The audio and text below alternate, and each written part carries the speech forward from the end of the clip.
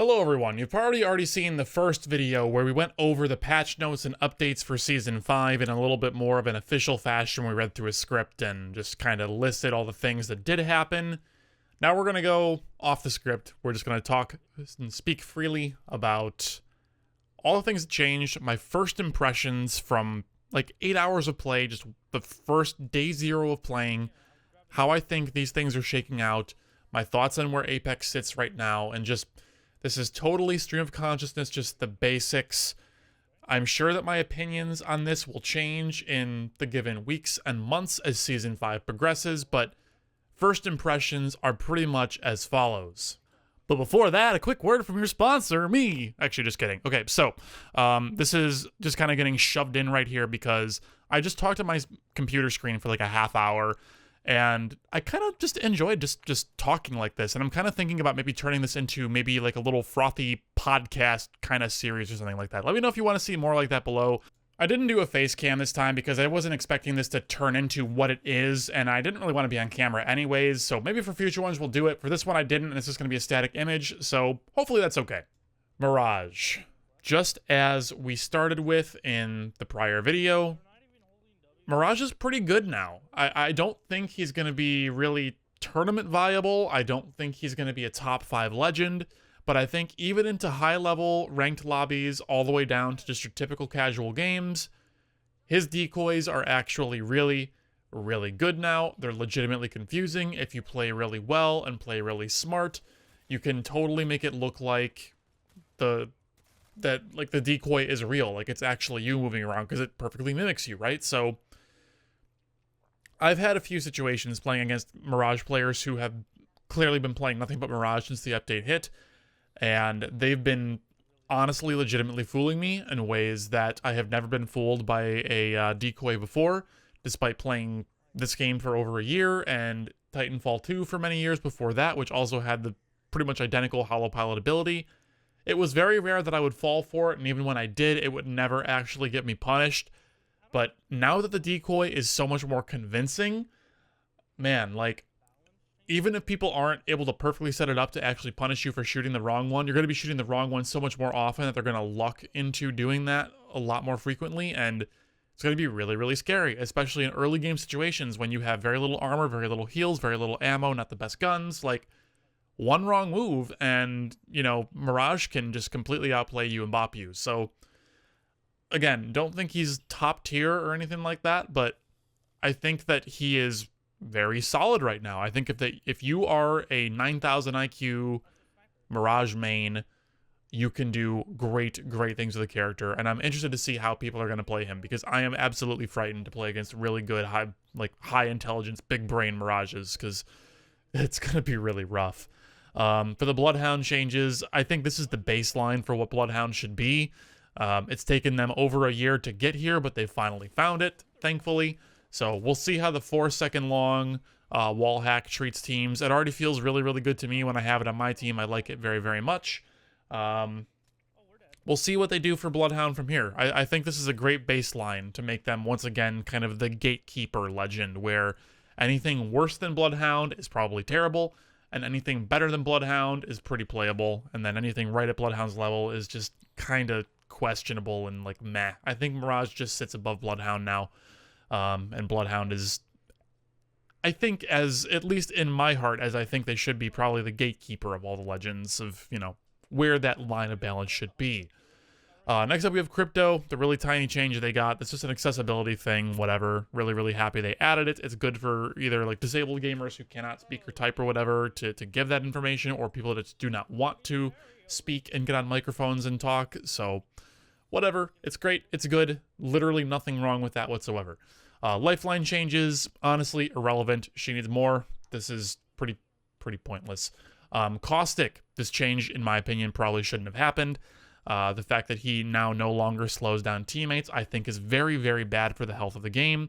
I think you're going to see a whole lot of, like, we're already seeing an influx of Caustics even before Season 5. Like, right towards the end of Season 4, Caustic gained a lot of popularity thanks to some ALGS, I think, EU matches. Maybe it was NA. I don't know. I think it was EU matches where Caustic was used to really, really great effect and had some really, really great games.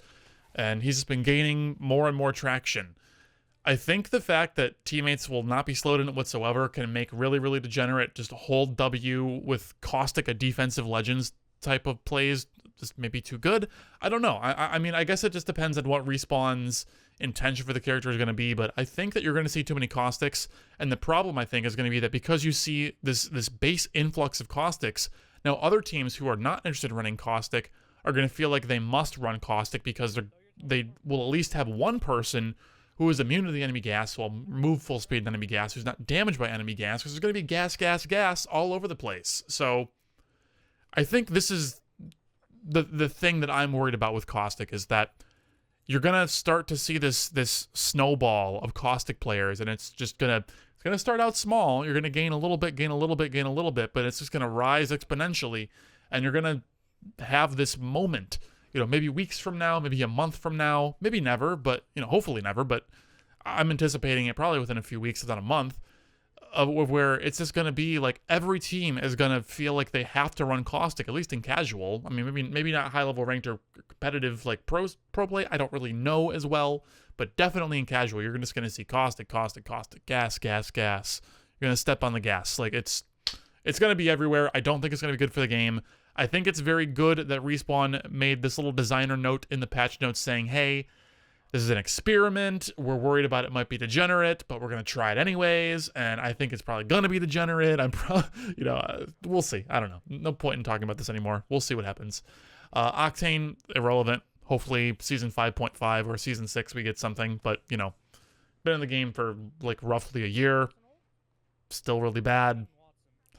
I've been wrong on like the very first tier list where I put him fairly high. He did not deserve that. He's just probably one of the worst in the game right now, unfortunately. He's still really fun, one of my favorites. I love playing Octane. I don't care that he's bad. I still play him because I like him, but he needs more love for sure.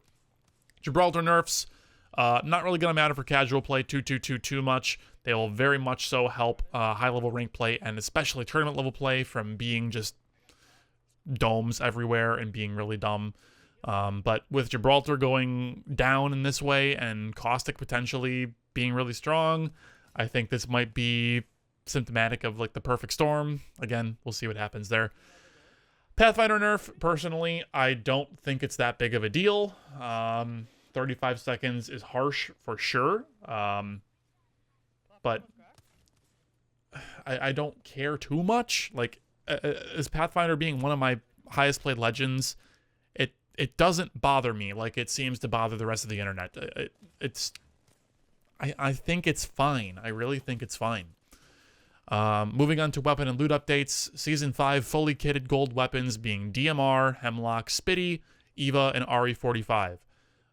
Basically, the only way I'm going to use 3 of those 5 guns is if they're a gold weapon. Like, I find it very difficult to justify picking up a longbow unless I'm playing casual and just screwing around and having fun with the longbow, because games are meant to be fun sometimes and not always meant to be sweat in.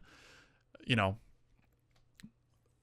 use the longbow occasionally, but a fully kitted gold one suddenly gives me some pause and makes me want to actually run the gun. Hemlock, I don't like the Hemlock. I'm generally not a fan of spammy single-fire weapons or burst-fire weapons. I'd rather just have full auto with the option for single-fire when I need it, as opposed to Hemlock being fairly reliant upon it. So just not my kind of gun, but a gold one, again, gives me some pause. It makes me think, well, maybe I'll actually run this thing.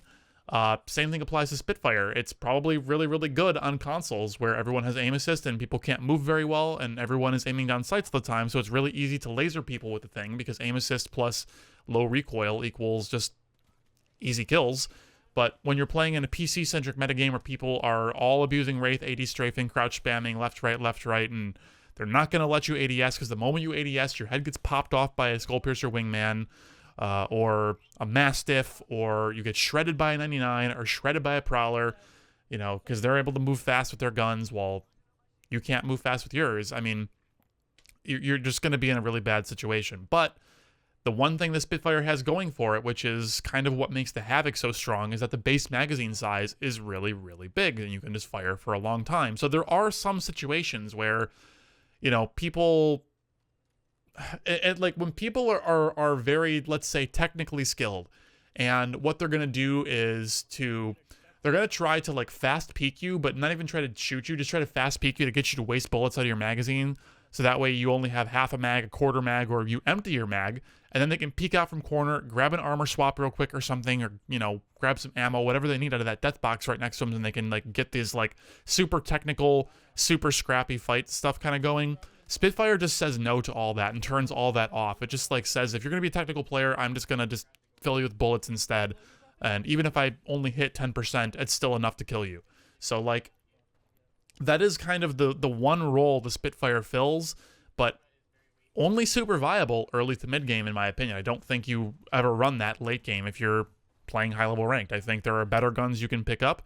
I mean, you can take a Spitfire to, you know, end game Pred lobbies, end game Masters lobbies, end game Diamond lobbies, and you can kill people with it, but just because you could doesn't mean you should, doesn't mean it's optimal. And if you're playing at that level, you're looking for optimal. You're not looking for, you know, just what's okay. So, I don't know. It's totally doable. If that's what you got to use, it's what you got to use. You can make it work. But I think the only reason I would ever run a Spitfire past early game and into mid game when I have the option to switch to something better would be if it's gold. Because, you know, 55 in mag or whatever it is, and, you know, good barrel on it, good optic, good everything on it. You know, probably all right. As for gold Eva, I mean, fine, whatever. Like, it's some kind of thing to compete with Mastiff, so that's cool. The fact that it's double tap by default when you pick it up kind of stinks. Double tap is generally not the preferred way to use it. If you like it, good for you. If you don't, just select fire, toggle it off, no big deal. RE45 gold is probably, in my opinion, the best gold gun for casual play, just because you're going to drop on that, pick it up, and dumpster people with an RE45 that is now more buffed than ever. In my opinion, didn't need the buffs, but it got it, so that is what it is. Very, very cool. Anyways, let's talk about the actual, like, real gun changes and the real meta changes that you guys are actually here for. Mastiff versus Peacekeeper. No one understands why this happened. No one that I know that plays ranked at Masters level or above understands this. Everyone seems to hate it. I don't know why it happened. I disagree with this even changing. It's just I don't get it, because like the spread on the Mastiff is so wide, right, that you're always going to get a little bit of damage off of it for the most part. It's kind of hard to actually whiff a Mastiff and get 0 damage on a shot. You have to really screw up to get 0. And with the Peacekeeper, it was really easy to only hit for like 8 or 0. Whereas with the Mastiff, I mean, sure, you hit for minimum 13, but let's be real, you're probably going to hit for 26. Because like the bolts are so big and forgiving. You'll probably hit for 26 minimum in most situations. Like, that's kind of a big difference between whiffing a PK for 8 and whiffing a Mastiff for 26. And then when you get the aim down sights, you get a good choke on someone, you're dealing 60, 80, 100 plus with a headshot, 110, 120 plus. Like, maybe not 120 unless they're like a light legend. I don't know exactly the damage calcs. I don't know them offhand, but still, like, you can very reliably 2-tap people with this thing unless they're, you know, a purple or red armor Gibraltar or something. It's just, it's not good for the game. It is, in my opinion, better than the Peacekeeper was. It has a choke built in. You don't need the precision choke attachment for you to be able to aim down sights and tighten up the projectiles. I think this is a further argument that either the Mastiff should be subject to having the precision choke to do that and have that functionality, so its range is reduced, because the long range, just quick scope Mastiff stuff is dumb right now. So either you do that, or you make the Mastiff, or you accept that the Mastiff has that inherent choking capability. Give triple take an inherent choking ability when aiming down sights, so it doesn't have to worry about that garbage, and then just remove the precision choke from the game, right? Just remove precision choke from the game, clear up the loot tables, because the loot tables are, in my opinion, not very good right now, and that is a big way of making the game feel better. The whole hop-up situation in general is just really poor right now. Like, Select Fire is fine. Select Fire has been fine for the most part. Ever since Havoc came out, it's been A-okay as it is. Double tap is not well liked. I very, very rarely see people who like it, and the only times I see good things said about it are salty PC keyboard and mouse, high-ranked players complaining about controller players using double tap Eva getting 100+ damage taps on them from stupid ranges with aim assist. That's the only time I see anything good about it, and it's tongue-in-cheek, just anger and saltiness by PC players like me. So I don't know who the target audience for this thing is. I spoke with someone from Respawn a couple of months ago. I'm not going to name them or say when or, specifically when or where, maybe a couple months ago, privately about what is the public reception of double tap? Like, how many people use it? How many people like it? Where is it at from your guys' standpoint? And they basically told me it's people just don't like it. And in their opinion, they kind of were hoping that it would be rotated out for something new. But seemingly that's not happening this season, which is very, very concerning to me. I don't know why it's still in the game.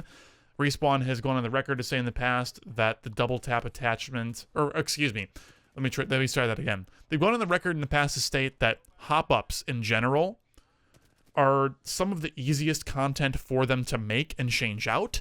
And to try new things with. It's they don't need to make a whole lot of new models and animations and stuff like that for the most part. It's just very, very simple to do. I'm not going to say easy, but compared to a lot of other things they could put in the game as new content, hop-ups are pretty low on the spectrum in terms of work required.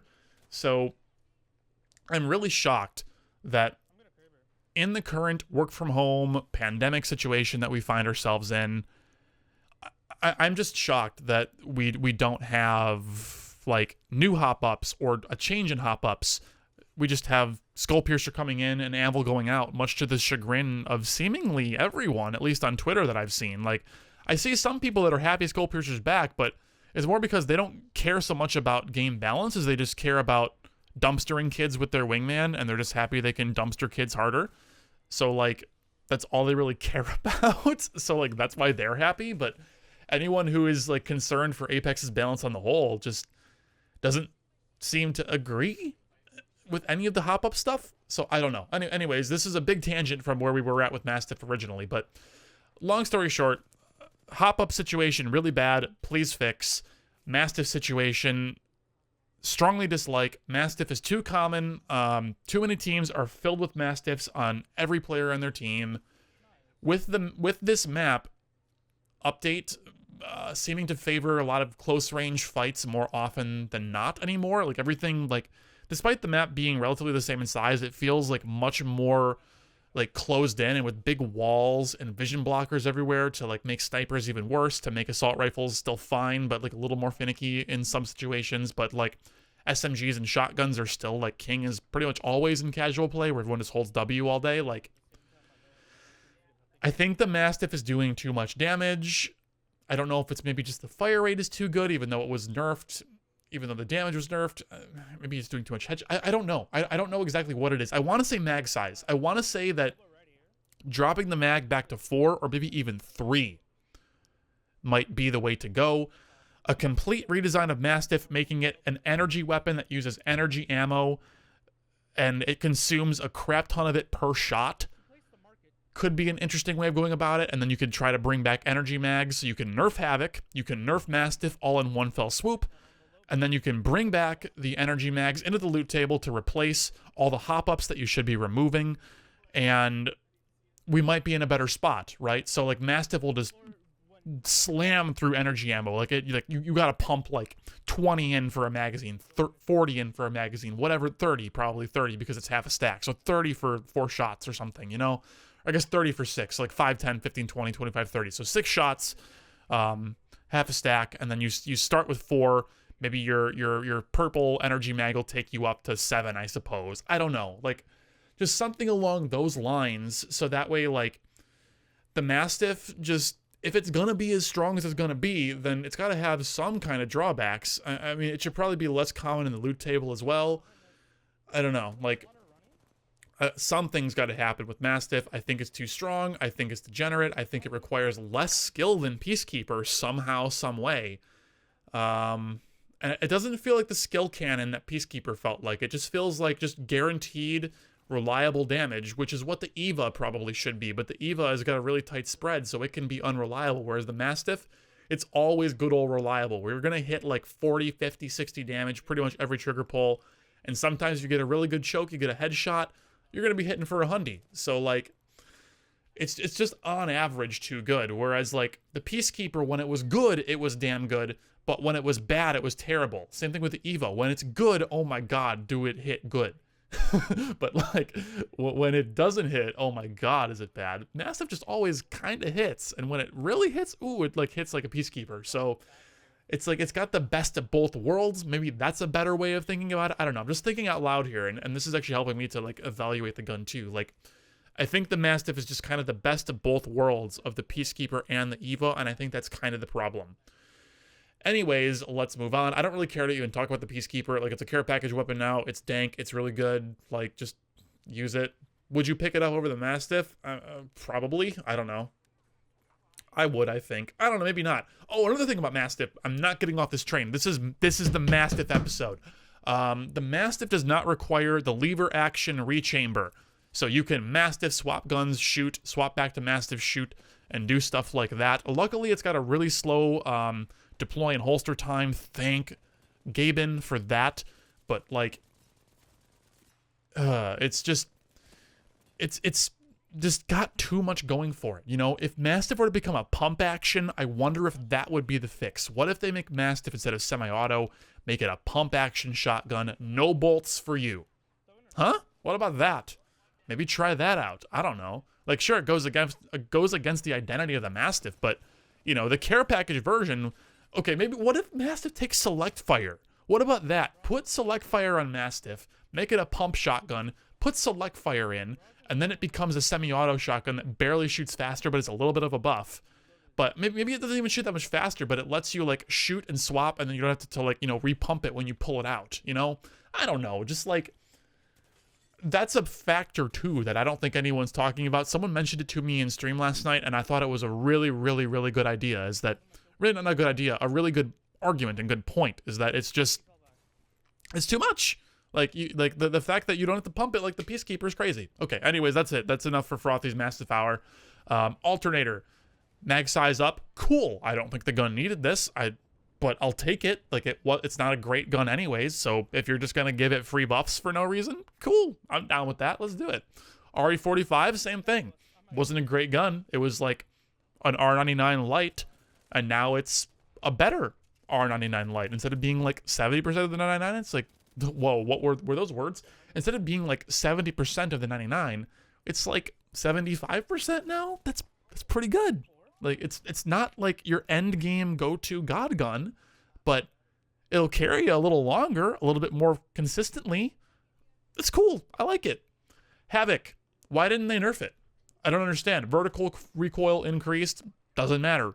Horizontal recoil slightly increased. Doesn't matter. Recoil on the first two shots increased. Doesn't matter. Ineffectual. For keyboard and mouse players, the change is negligible to adjust your muscle memory to and deal with. I still laser people with the Havoc, easy peasy. When I picked it up for like the first or second time on stream yesterday, I was just like in awe at how easy I was still killing people. It was like, I was like, just like not like down one guy and I just say to stream, hey, nerf, by the way. Down another guy, hey, seats here, by the way. You know, like, the gun is just crazy. They need to dumpster the mag size. Please respawn dumpster the magazine size. Please give us energy mags back somehow, some way. Figure it out. Season 5.5, season 6. Take your time, do it right, but please do. Please fix. Thank you. Longbow DMR, headshot scale nerfed because of Skullpiercer. Why? Why not just let it have its headshot damage without Skullpiercer and then just make the Skullpiercer buff less when it's on the gun if you don't want the Skullpiercer headshot damage to get too high? Like I had a clip recently of hitting a Gibraltar in the head for like 74. Like a headshot with a sniper rifle from like less than 100 meters did 74 to Gibraltar. Like, what? Like, come on. Just let it, like, why are you making the without Skullpiercer headshot multiplier even worse? Like, that's a nerf that doesn't need to happen, in my opinion.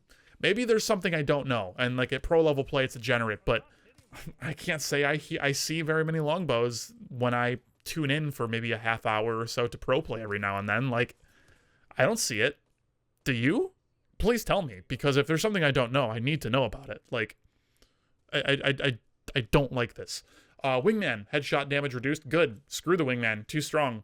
Like, that gun just needs nerf on nerf on nerf on nerf. It's like, maybe console players, for the most part, don't care about it. And like, I see a lot of people saying, well, it's bottom tier because you have to hit your shots. And it's like, well, you have to hit your shots with any gun, right?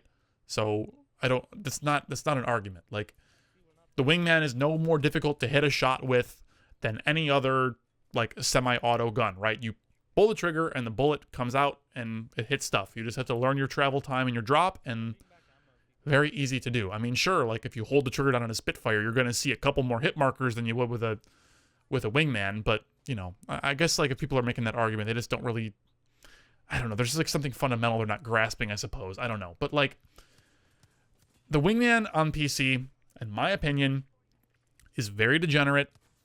The very last game I played yesterday was a final circle, like circle 4, I think, on Kings Canyon in casual, which is crazy. Imagine. Just imagine. Unranked, right? Everyone is going to play stupid and hold W in casual unranked play on Kings Canyon. Yes, this is like what you do, is you are an idiot and you hold W at every bullet that you hear, right? That's what I do. That's what everyone I know does. So, how do you get to circle 4 and you have Caustic team, my team, versus another Caustic team, and you have two wingmans with Skullpiercer on my team versus two wingmans with Skullpiercer on their team, and for like 5 minutes straight, all we're doing is just dancing and 80 strafing between pieces of cover because we're like stuck with a no man's land, just dead zone between us, between like, you know, so like they were right outside of Market and we were in that little town with the bird on the other side of Market, and there was just that street in between us. That dirt road is just no man's land. There's no cover. So all we're doing is we're 80 strafing and we're spamming wingmans. I burned through an entire like stack and a half of heavy ammo. I think I had 81 shots in reserve when I started counting, plus whatever was in my magazine. I finished that game with one heavy bullet. I used all of those wingman shots.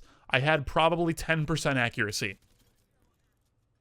So did everyone else. I think I probably hit more shots than anyone had hit on me. Like, it's just what the game devolved into, was just Caustic versus Caustic, gas versus gas, and just wingman Skullpiercer spam. It felt very much like launch Apex Legends, and I again just very much did not like it. It felt like day one wingman Peacekeeper, but now it's wingman Mastiff. Like, I didn't like my time. I didn't enjoy my experience. We won the game.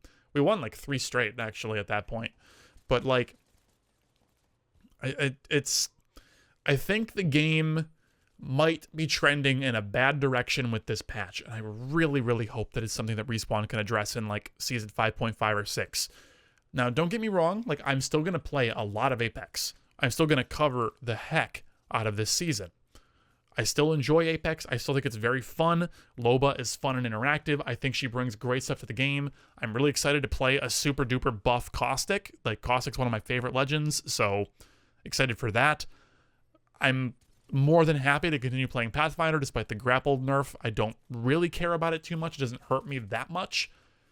Just all in all, like, the season and the game is still good.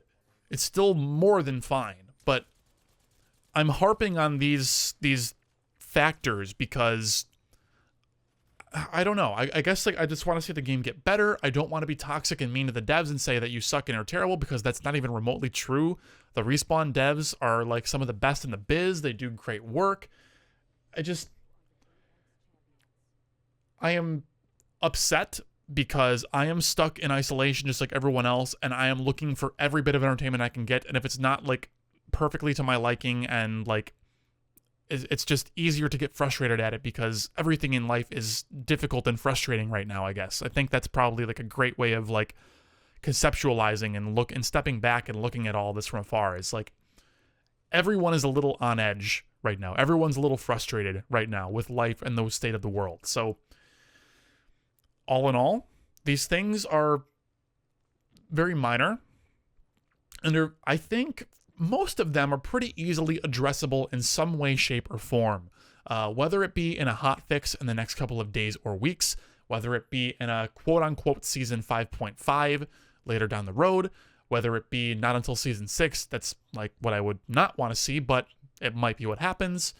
I just hope that it becomes something. I hope that a lot of these changes can be thought on, can be, iterated on, worked on by actual professionals who know what they're doing and are not just angry people sitting in their office just talking at a blank monitor for 30 minutes. Like, hopefully something can happen.